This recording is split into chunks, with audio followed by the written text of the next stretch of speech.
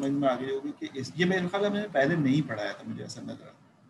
तो ये बात तो आपको समझ में आ गई होगी कि हम डेटा सेट को देख के बता सकते नहीं हैं कि आप अंडर फिटिंग में फंसेंगे।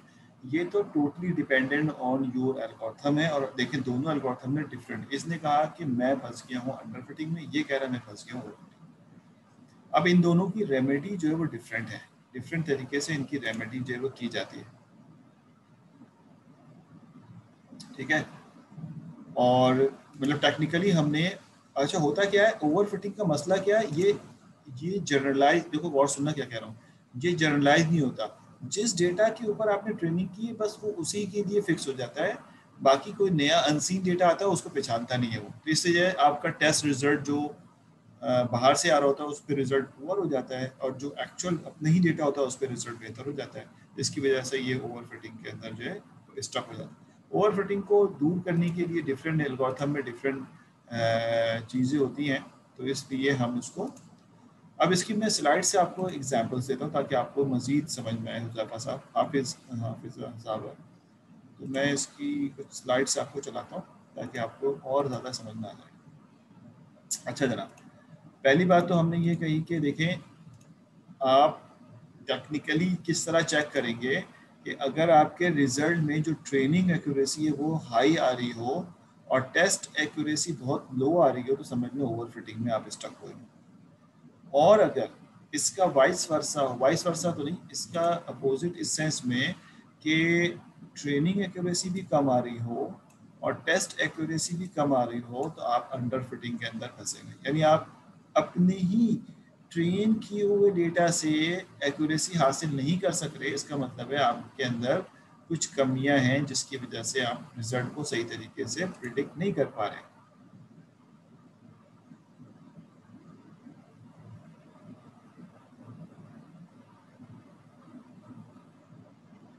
हाँ उसमें बिल्कुल सही बात है। जैसे इसमें हम एक्यूरेसी और F1 वगैरह निकालते हैं ना, तो उसमें आप मीन एब्सोल्यूट एरर को देखेंगे कि टेस्ट का थोड़ा कम आएगा और ट्रेन का थोड़ा कम आएगा और टेस्ट का बहुत hi fi mean absolute error आएगा। तो उस मीन एब्सोल्यूट एरर के थ्रू आप चेक करेंगे अंडर फिटिंग और ओवर फिटिंग जो नजर इसमें से शो कर सकते हैं, ठीक है। उसमें हम आर स्क्वायर मेथड में बात कर रहा हूँ रिग्रेशन बेस्ड मॉडल पे। रिग्रेशन बेस्ड मॉडल में आप मीन एब्सोल्यूट एरर को इस्तेमाल करते हुए अपनी एक्यूरेसी यानी वैल्यूज को देखते बता सकेंगे कि अंडर फिटिंग में है या ओवर फिटिंग के अंदर एग्जिस्ट है। जी अब बिलाल साहब पूछ लें सवाल, क्या पूछना है? अस्सलाम वालेकुम। जी सर, अक्सर ये होता है ना, जैसे हम तो ट्रेनिंग तो सर देखें इतना चेक करते नहीं, जब हम एक्यूरेसी निकालते हैं तो वो 87 आता है। तो हम थोड़ा सा मतलब डाटा को जो है थोड़ा सा और फीचर इंजीनियरिंग करते हैं, डाटा क्लीन करते हैं, तो उससे फिर जो है वो एक्यूरेट हो जाती है। तो सर ये इस वजह से भी तो हो सकता है ना, मतलब हम वो जो कहते हैं एल्गोरिथम, मतलब मशीन लर्निंग मॉडल दूसरा यूज़ करते हैं, उससे भी फिर से वो काफ़ी सही हो जाता है। जी तो जी बिल्कुल मतलब ऐसा ही है। रेमेडी में एक ये भी है कि आप तो ये मॉडल वजह भी चेंज तो कर हो लें। सकती है ना। जी जी। बिल्कुल हो सकता है, लेकिन बात ये नहीं हो रही, बात ये हो रही है कि आप देख के ये बता तो सकें कि इसमें इशू किस चीज़ का है। तो अगर आप मॉडल चेंज नहीं करना चाहते तो आप फिर उसको उसी लिहाज से उसकी रेमेडी करें कि भाई ठीक है ओवर फिटिंग में है तो मैं ओवर फिटिंग को कैसे चेंज करूँगा। ये तो खाली सोल्यूशन नहीं है कि मॉडल चेंज कर लो, ओवर फिटिंग को कम करने के कोई और दूसरे मेथड्स भी एग्जिस्ट करते होंगे। तो वो बेसिकली मेथड आपको देखने हैं। जैसे जैसे अगर हम रैंडम फॉरेस्ट या डिसीजन ट्री को देखें तो कहता है कि अगर आप अपने मॉडल को फ्री छोड़ दें ग्रो करने के लिए कि तुम टिल एंड तक ग्रो करो, उस वक्त तक ग्रो करो जब तक कि तुम प्योर ना हो जाओ, तो ये जो सिचुएशन है इसको कहते हैं ओवरफिटिंग का सिचुएशन। कि जब आप अपने ट्री को ओपन छोड़ देते हैं तो वो ओवरफिटिंग के अंदर स्टक हो जाता है। ट्री को ट्रंकेट करना, ट्री ट्रंकेट हो जाए इज बेस्ट। जितनी ट्री ट्रंकेट होकर रिजल्ट अच्छा देगा उतना ट्री ग्रो करके अच्छा रिजल्ट नहीं देगा। अब सवाल यहाँ पे ये रेज होता है, यानी इसका मतलब है कि ट्री को आपने, जैसे अभी मैंने आपको देखा कि डिसीजन ट्री का कोई पैरामीटर लगाया था मैंने नहीं, तो ट्री ने अपने आप को फुल ग्रो किया जिसकी वजह से ओवरफिट। अगर मैं इसमें पैरामीटर लगा दूं और मैक्स टैप को कंट्रोल कर लूं तो ये इसके रिजल्ट जो है बेहतर होने शुरू हो जाएंगे, ट्रेनिंग एक्यूरेसी कम होनी शुरू हो जाएगी और टेस्ट एक्यूरेसी बढ़नी शुरू हो जाएगी। तो जब ये दोनों आपस में एक दूसरे को करीब करीब आना शुरू करें तो उसका मतलब वो ओवर फिटिंग खत्म होती चली जाएगी। तो इस तरह के डिफरेंट इश्यूज जो हैं वो आप, और आप जो कह रहे हैं कि या तो आप फीचर इंजीनियरिंग की बात कर रहे हैं तो फीचर इंजीनियरिंग में मजीद फर्दर क्लीनिंग करके भी आप उसको आगे भेज सकते हैं, मॉडल चेंज भी कर सकते हैं, लेकिन आप रेमेडी फिर ढूंढेंगे ओवर फिटिंग की। यानी अगर आपका मॉडल जो है वो अगर आपकी टेस्ट एक्यूरेसी हाई आ रही है तो फिर, और ट्रेन भी अच्छी आ रही है, तो फिर तो आपका मॉडल बेहतर ही बना हुआ है ना, फिर तो आप मॉडल की तो बात ही नहीं करें, मॉडल तो अच्छी तरीके से ट्रेन हुआ है। मैं आपको एक एग्जांपल देता हूँ, आपको समझ आएगा इसमें। वो कहता है कि ओवर फिटिंग अंडर फिटिंग के एग्जांपल यहाँ पर है जो मैं आपको देना चाह रहा हूँ। आप इसको देखिए, फिर शायद इसमें से आपको कुछ और क्लियर हो जाए, और वो हो चुका है। लेकिन कहता यह है कि आपकी क्लास में, यानी हमारी क्लास से मुराद है किसी क्लास में 3 स्टूडेंट हैं और एक टीचर है। स्टूडेंट जो है वो कि 3 डिफरेंट एटीट्यूड हैं पढ़ने के। 3 डिफरेंट एटीट्यूड से जो है स्टूडेंट जो है पढ़ रहा होता है।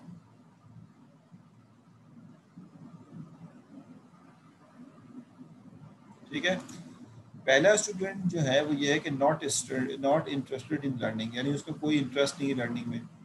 जब टीचर पढ़ा रहे हो बोर्ड पे तो वो उसको केयर नहीं करते, जब कोई बात की जा रही तो उसका केयर नहीं होता। तो नॉट इंटरेस्टेड इन लर्निंग होते हैं स्टूडेंट। और इसी तरह से ये मैं करवा चुका हूँ। ठीक है, तो सर फिर ये तो हम पढ़ चुके हैं मेरे ख्याल से। बस सही, पढ़ चुके तो बहुत अच्छी बात है। ये भी पढ़ लिया था हमने। जी सर ये भी पढ़ लिया था।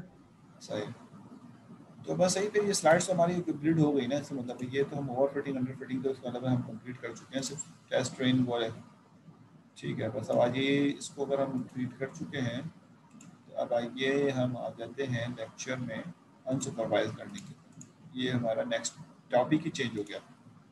अच्छा, मैं आपको एक समरी बता देता हूँ कि हमने इस वक्त तक क्या क्या पढ़ लिया है और आपको किस डायरेक्शन में आप जा रहे हैं, ताकि आपको समझ आ जाए कि हम क्या बात कर रहे हैं। तो याद रखिएगा कि हम सबसे पहले तो 2 मॉडल है, रिग्रेशन और एक है क्लासिफिकेशन।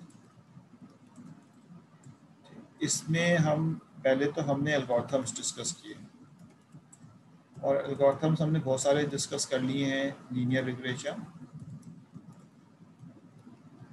जो रिग्रेशन के लिए है, उसके बाद लॉजिस्टिक रिग्रेशन जो क्लासिफिकेशन के लिए है, उसके बाद KNN जो क्लासिफिकेशन और रिग्रेशन दोनों के लिए है, डिसीजन ट्री जो दोनों के लिए इस्तेमाल होती है, रैंडम फॉरेस्ट जो दोनों के लिए इस्तेमाल किया जाता है। ये एल्गोरिथम अब तक आपने पढ़ ली। उसके बाद इसकी इम्प्रूवमेंट के लिए जो मेथड्स इस्तेमाल होते हैं उसमें आपने क्रॉस वैलिडेशन, ठीक है, उसके बाद ओवर फिटिंग अंडर फिटिंग, ठीक है, उसके बाद आपने हाइपर पैरामीटर।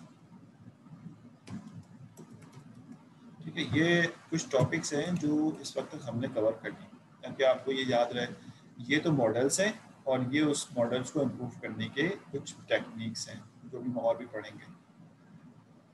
ठीक हो गया, यहाँ तक समझ में आती है। अब आइए आगे बढ़ते हैं। ये अब हम जो पढ़ने जा रहे हैं वो ये जो सारे मेथड्स हमने अब तक स्टडी किए, ये जितने भी मेथड्स आपको नज़र आ रहे हैं यहाँ से लेकर यहाँ तक, ये जो एल्गोरिथम्स से, ये सुपरवाइज लर्निंग के मेथड्स से,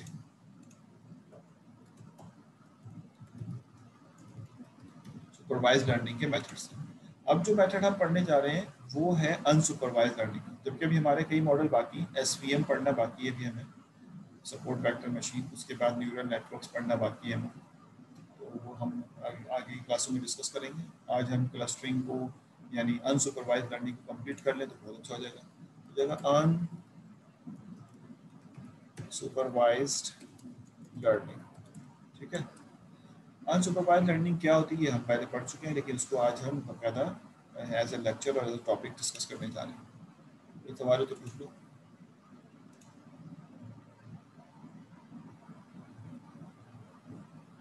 नहीं, हाइपर पैरामीटर, देखिए मैंने आपको कहा था कि एक एल्गोरिथम होते हैं पैरामीट्रिक और एक होता है नॉन पैरामीट्रिक। ठीक है, पैरामीट्रिक और नॉन पैरामीट्रिक, इन दोनों में फ़र्क क्या है? जो बेसिकली जो एल्गोरिथम पैरामीट्रिक होते हैं वो बेसिकली मैपिंग बेस्ड होते हैं, mapping based algorithm. Mapping based का मतलब ये है कि आप कोई लीनियर मॉडल इसका डिज़ाइन करते हैं या कोई कनेक्शन डिज़ाइन करते हैं। मिसाल के तौर पे मैं आपको इस एग्जाम्पल लास्ट क्लास में शायद दी थी, पैरामीट्रिक की बात कर रहा हूँ कि आपने कहा कि मैं लीनियर रिग्रेशन बनाऊंगा। तो लीनियर रिग्रेशन जो है वो बेसिकली बनता है इस तरह से कि y इज इक्वल टू, ठीक है, y जो भी आपके पास मॉडल है जिसको हम समटाइम हाइपोथेसिस कहते हैं अपना, विच इज इक्वल टू, अगर सिंगल वेरिएबल है तो theta naught plus theta 1 of x। जब इस तरह की कोई मॉडल जो कि मैपिंग बेस होता है, मैपिंग का मतलब होता है कि आप इन दोनों को आपस में मैप करा रहे हैं, ठीक है, जब इस तरह का कोई मॉडल बनता है तो उसको हम पैरामीट्रिक एल्गोरिथम कहते हैं। और इस तरह के अगर कोई मॉडल नहीं बन रहा है तो उसको हम नॉन पैरामीट्रिक कहते हैं। ठीक है, तो decision tree is non parametric, decision tree, random forest is non parametric, but linear regression, logistic regression is a parametric. जो पैरामीट्रिक नॉन पैरामीट्रिक एल्गोरिथम्स होते हैं इनके पैरामीटर्स को हाइपर पैरामीटर्स कहते हैं। ठीक है, जिसमें से आपके पास अभी आगे आप gradient boosting, Ada boosting, extreme boosting, ये सारे भी हाइपर पैरामीटर के अंदर आते हैं, नॉन पैरामीट्रिक हैं। और जो पैरामीट्रिक होते हैं उनके पैरामीटर्स को, मुझे भूल जाता है यार, ओपन है तो मैं आपको शो कर देता हूँ, एक मिनट देना। अगर ये क्या है बोला मैंने,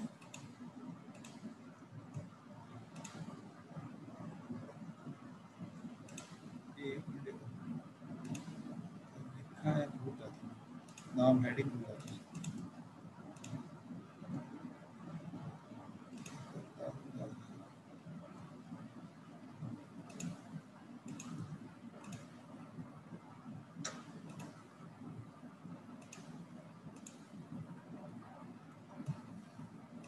चलो मैं बताता हूँ, ये अभी याद नहीं आ रहा मुझे, जहन में नहीं।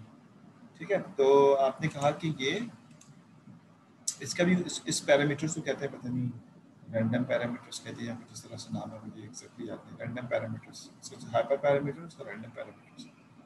रैंडम पैरामीटर्स तादाद में कम होते हैं, जिसकी वजह से आपको उसको किसी मेथड इस्तेमाल करने की जरूरत। जो हाइपर पैरामीटर होते हैं ये तादाद में बहुत ज़्यादा होते हैं, हाइपर पैरामीटर बहुत ज़्यादा, कसरत से 15-20 होंगे। तो इन हाइपर पैरामीटर को क्या मैं वैल्यू सेलेक्ट करूं, उसके लिए आप कोई फाइन ट्यून मेथड इस्तेमाल कर सकते हैं। फाइन ट्यूनिंग करें इसकी, फाइन ट्यून कर दें इसको आप।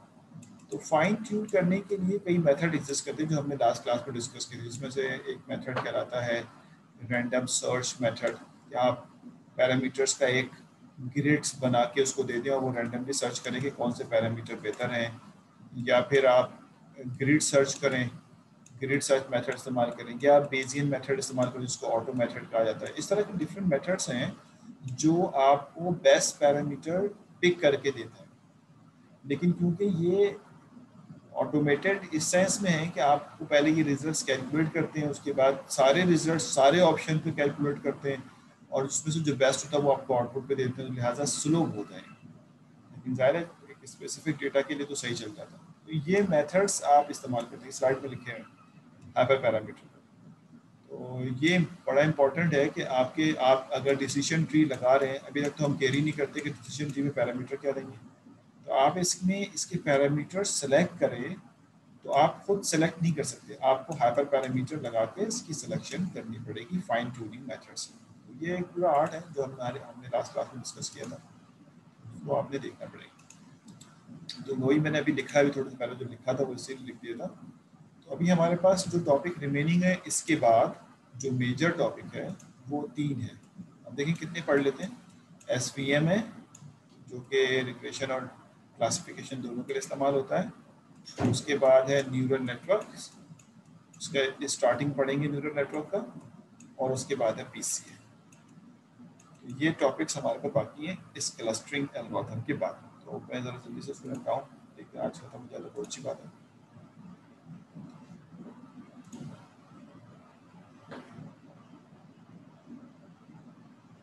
अच्छा, तो किसी वक्त दे दूंगा, फिर बता दूंगा, कोड भी लिखवा दूंगा उसको, याद दिला देना। अभी तो अब इस पे आ गए ना, तो हम इसको कर लेते हैं, फिर हाफ पैरामीटर पे किसी वक्त आप मुझे जरूर याद दिलाना ऐसे टाइम पे जिसमें हमारे पास हाफ आवर 1 घंटा हो शुरू में ही, ताकि मैं उसका आपको कोड भी लिखवा दूँ। उसका 2 मेथड की कोड में लिखवा दूंगा आपको, सर्च रैंडम सर्च और ग्रिड सर्च का, दोनों में क्या फ़र्क है बता दूंगा, कोड भी लिखवा दूंगा। अच्छा जी, clustering. Clustering is the part of unsupervised learning where your label is missing, यानी आपके पास जो डेटा सेट होता है उसकी लेबलिंग नहीं होती, और कई जगहों पे ऐसा एग्जिस्ट करता है कि आप डेटा सेट कलेक्ट करते हैं लेकिन उसमें लेबल नहीं होता। तो अब जब लेबल नहीं होगा तो वो डेटा क्लासिफिकेशन या के लिए कैसे इस्तेमाल किया जा सकता है, क्योंकि हम नॉर्मली क्लस्टरिंग जो है वो क्लासिफिकेशन टाइप डेटा के ऊपर कर रहे होते हैं, जहाँ तक मुझे याद है, क्योंकि आप इसकी कैटेगोरिकल स्पेसेस जो है वो डिज़ाइन कर लेते हैं।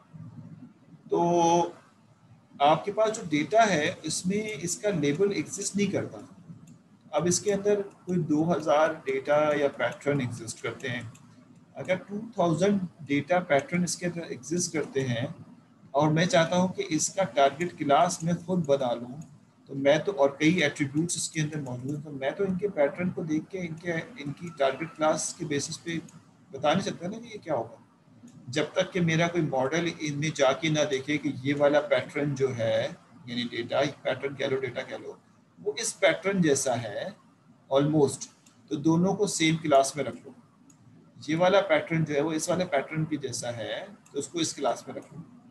तो इस तरह से इसकी मॉडलिंग करना कि मैं टारगेट क्लास खुद डिज़ाइन करूँ इज़ क्वाइट डिफिकल्ट टास्क। जब टारगेट क्लास डिज़ाइन हो जाएगा तो फिर उसके बाद सारे काम वैसे होंगे जैसे हम करते रहे, लेकिन सबसे इंपॉर्टेंट ये है कि टारगेट क्लास अच्छे तरीके से डिज़ाइन हो जाए। तो टारगेट क्लास जो डिज़ाइन करना है, टारगेट क्लास जो बनाना है, इसके लिए इसको कहते हैं क्लस्टरिंग। क्लस्टरिंग का वर्ड ही ये होता है कि जैसे मिसाल के तौर पर आपके पास डिफरेंट डेटा दिया हुआ है, डिफरेंट नेचर का है, और आप कहते हैं ये है कि फॉर एग्जांपल ये डेटाज आपके पास जो है अवेलेबल है, और कोई आपसे कह रहा है कि भाई आप इनमें इसकी क्लस्टरिंग कर लें। तो आप जब इसकी क्लस्टरिंग करेंगे तो आपकी इंटेंशन ये होगी कि रेड वाले एक ही बाउंड्री में चले जाएं और ब्लू वाले जो हैं वो एक ही बाउंड्री में चले जाएं। तो now these are the cluster.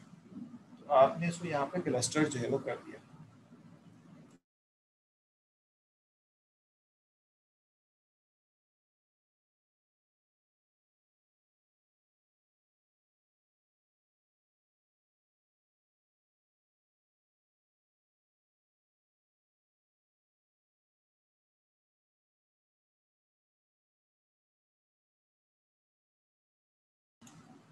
ठीक है बेटा। अब जाहिर है ये ज़रूरी नहीं कि इसमें 2 ही हों, 3 भी क्लस्टर हो सकते हैं, 4 भी क्लस्टर हो सकते हैं। ये तो मैंने डायग्राम से समझाया। ये क्लस्टर आम जिंदगी में बहुत इस्तेमाल होते हैं। जैसे आप कहते हैं कि भाई अगर कोई मेडिसिन का काम करता है या कोई कोई और इस तरह के काम करते हैं, तो आप कहते हैं मार्केटिंग वाले के कहते हैं कि भाई मैं क्लस्टर बना लेता हूँ कि ये इस टाइप के लोग एक क्लस्टर में है, इस टाइप के लोग एक क्लस्टर में, इस टाइप के लोग एक क्लस्टर में, चाहे वो किसी भी पैटर्न से हों, कॉस्ट वाइज हों या किसी भी तरीके से हों। इस तरह गैलेक्सी के भी क्लस्टर्स बने हुए हैं। तो क्लस्टर्स आर वेरी इंपॉर्टेंट। ठीक है, हाँ बिल्कुल सही है। Use for the classification, normally इसको क्लासिफिकेशन जी क्लस्टर जो क्लासिफिक, क्योंकि कैटेगोरिकल फॉर्म में आउटपुट देंगे ना, इसका टारगेट क्लास कैटेगोरिकल फॉर्म में होगा। जाहिर सी बात है हम ये बताएंगे कि ये वाला क्लस्टर 1 है, ये क्लस्टर 2 है, क्लस्टर 3 है, तो जो भी डेटा इस क्लस्टर में होगा उसको हम 3 मार्क करते चले जाएंगे। तो ये क्लासिफिकेशन टाइप के अंदर जो है एग्जिस्ट करता है।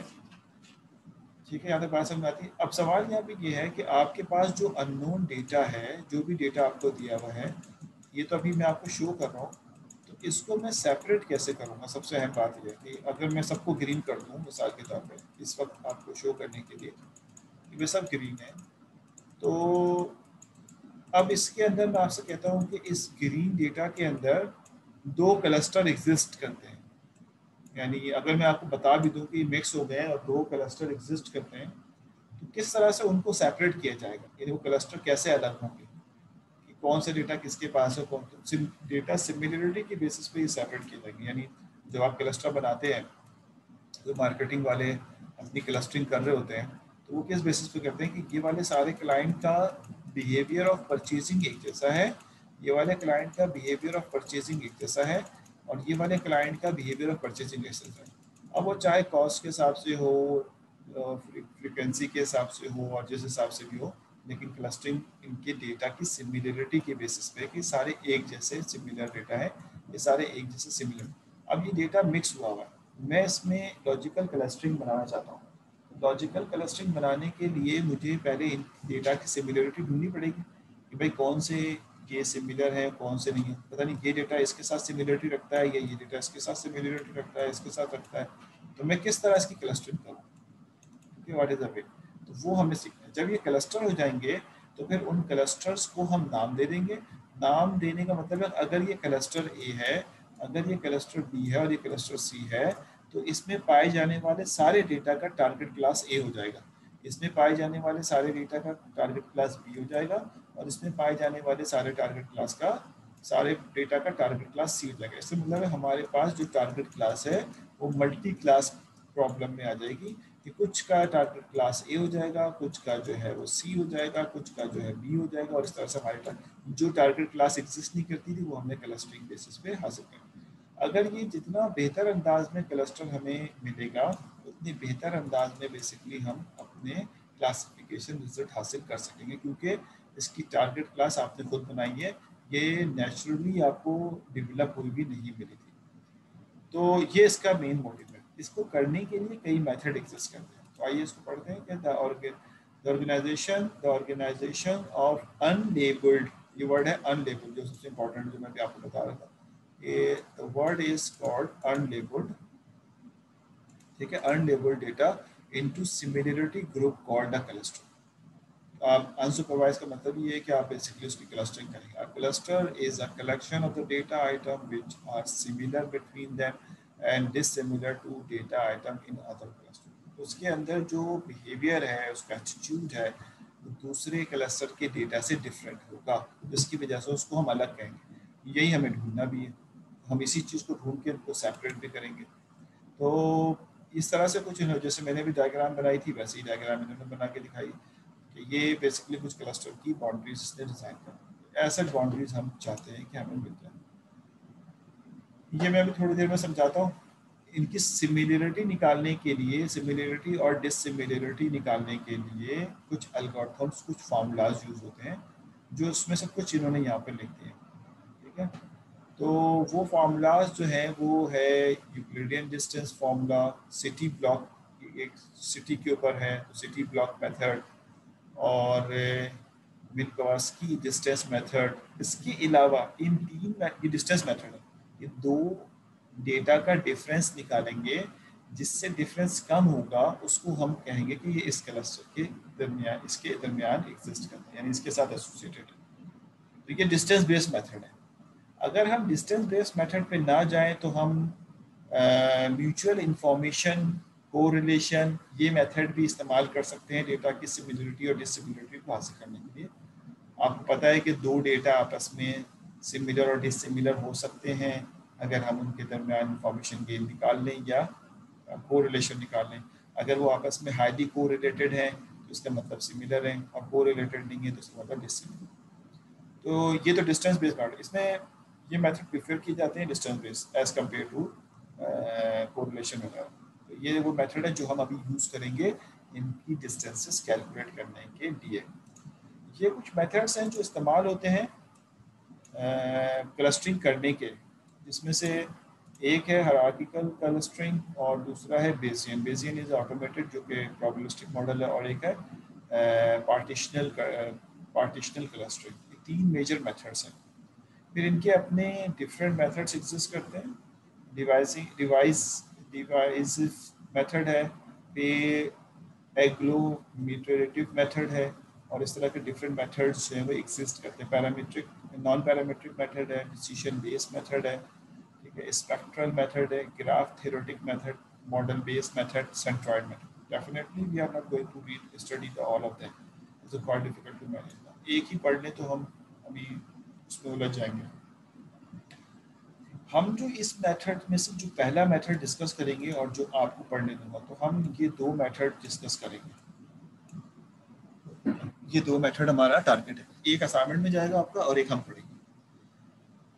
ये जो सेंट्रॉइड बेस्ड मेथड है ये हम डिस्कस कर रहे हैं अभी, और ये जो मेथड है ये आप अपने असाइनमेंट में करेंगे, जो मैं आपको असाइनमेंट आज देने जा रहा हूँ. ये तो हो गया आपके पास दो मेथड. सेंट्रॉइड बेस्ड मेथड क्या है? इसको हम के मीन मेथड भी कहते हैं समटाइम. सेंट्रॉइड बेस्ड मेथड या के मीन मेथड, यानी के का मतलब है कितने मीन आप निकालेंगे. तो ये दोनों इसकी कैटेगरी. तो अब आपको ये पता होना चाहिए कि पार्टीशनल बेस्ड मेथड में आप सेंट्रॉइड बेस्ड मेथड, ये दोनों इसलिए इंपॉर्टेंट है कि इनकी एक्यूरेसी बहुत अच्छी है, इनके आउटपुट्स बहुत अच्छे हैं, इस वजह से इन दोनों को ज़्यादा पॉपुलरिटी जो है वो हासिल है. अच्छा जी, सुपरवाइज लर्निंग और अनसुपरवाइज लर्निंग हमें अच्छी तरह से पता है क्या होती है.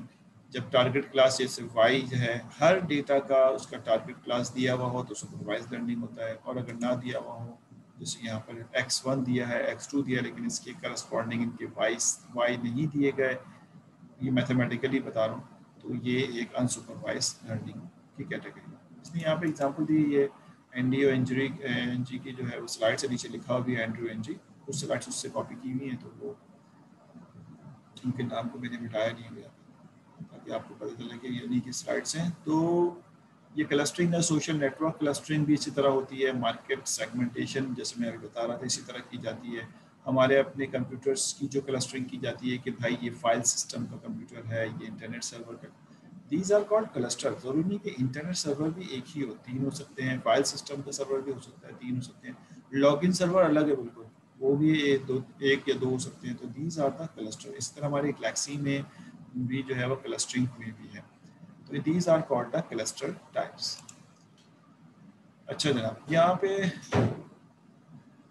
यहाँ पर उन्होंने कुछ सवालात हैं. Which of the following statement are true, check all the apply. Answer कहाँ दिए मैंने तो देख रहा हूँ. इन अनसुपरवाइज्ड, सुनिए सवाल आपसे पूछ रहा हूँ. In unsupervised learning, the training set is of the form of x1, x2, xm without labels y. True है, false है?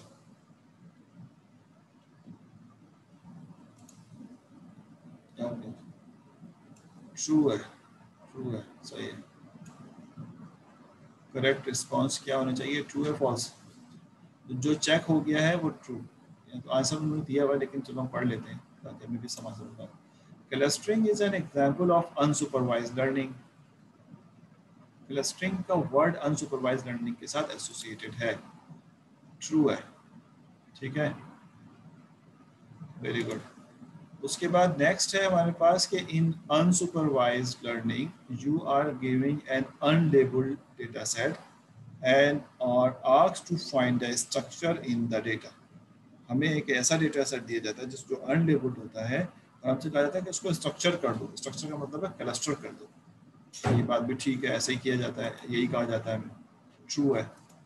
Clustering is the only unsupervised learning algorithm. जो क्लस्टरिंग हम कर रहे हैं सिर्फ वही एक एल्गोरिथम है जो जिससे हम कर सकते हैं.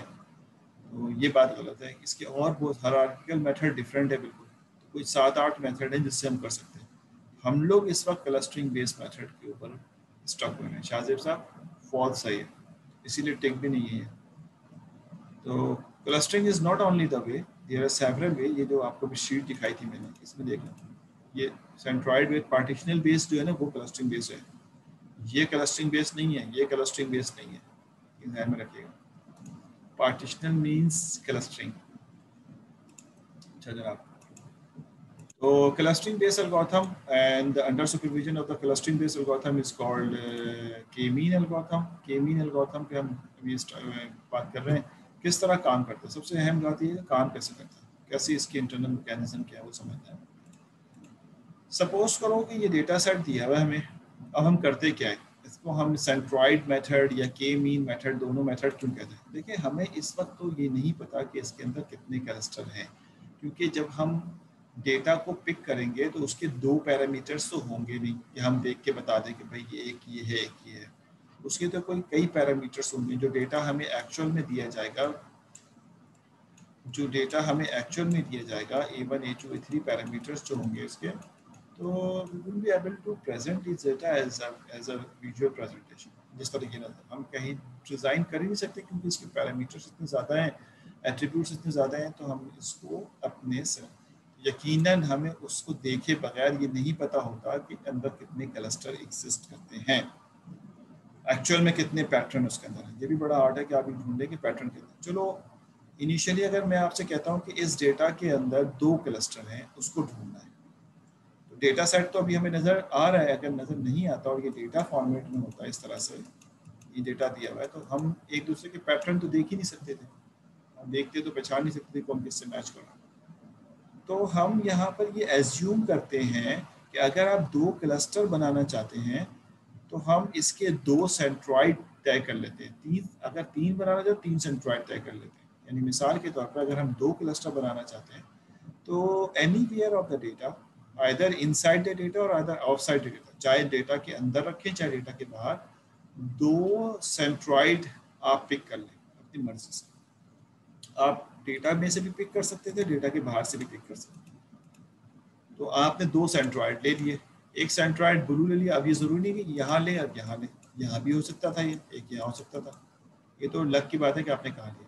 ये बातें नोट करना। नंबर 1 क्या प्रॉब्लम क्या है, प्रॉब्लम अपने पास नोट डाउन करोगे तो आगे याद रहेगा कि ये प्रॉब्लम हमें डिस्कस करना है कि हाउ वी विल डिटेक्ट कि how many cluster over there, कितने क्लस्टर एग्जिस्ट करते हैं, कितने पैटर्न इसके अंदर हैं, 2 हैं 3 हैं 4 हैं। एक बात है। दूसरा प्रॉब्लम हमारे सामने आ गया, how we will decide the best place of centroid. Centroid की बेस्ट प्लेस कौन सी होगी? ये वाली है, ये वाली है, ये वाली। सेंट्रॉइड पिक कहाँ किया जाए? अभी तो मैंने रैंडम पिक कर लिया ना, एक्चुअल में कहाँ पिक किया जाएगा? तो ये 2 प्रॉब्लम हमारे सामने है। ये जाहिर है जब तक हम इसको समझेंगे नहीं, इस प्रॉब्लम को भी नहीं समझ सकते, तो पहले हम इन प्रॉब्लम्स को समझें। तो एक रेड है और एक ब्लू, हमने अपनी मर्जी से रैंडमली पिक कर लिया। अब करेंगे क्या? हर डेटा का दोनों से डिस्टेंस निकालेंगे। जैसे ये वाला ब्लू है ना, तो अब हम करेंगे ये कि इस वाले डेटा का, ये डेटा मतलब ये जो बिखरे हुए ना, ये अज्यूम कर लें कि यहाँ पे इसी तरह का डेटा है। तो अब आप इस डेटा का इससे भी डिस्टेंस निकालेंगे सेंट्रॉइड से, और इससे भी डिस्टेंस निकालेंगे, दोनों से डिस्टेंस कैलकुलेट करेंगे। डिस्टेंस निकालने के लिए जो मेथड थे वो भी मैंने आपको दिखा दिए इसलिए शुरू में कि या तो आप यूक्लिडियन डिस्टेंस कर रहे होंगे, सिटी ब्लॉक मेथड यूज़ करेंगे, या मिनिकॉस्की मेथड यूज़ कर रहे होंगे। तो इसमें से यूक्लिडियन बहुत पॉपुलर है एग्ज़ाम में, कभी ये और कभी ये दोनों मिला के आता है, ये इतना यूज़ नहीं करते हैं। वाइस वर्सा मेथड है एक दूसरे के साथ इस्तेमाल किया। तो आपने इनमें से कोई मेथड डिस्टेंस के लिए इस्तेमाल कर लिया।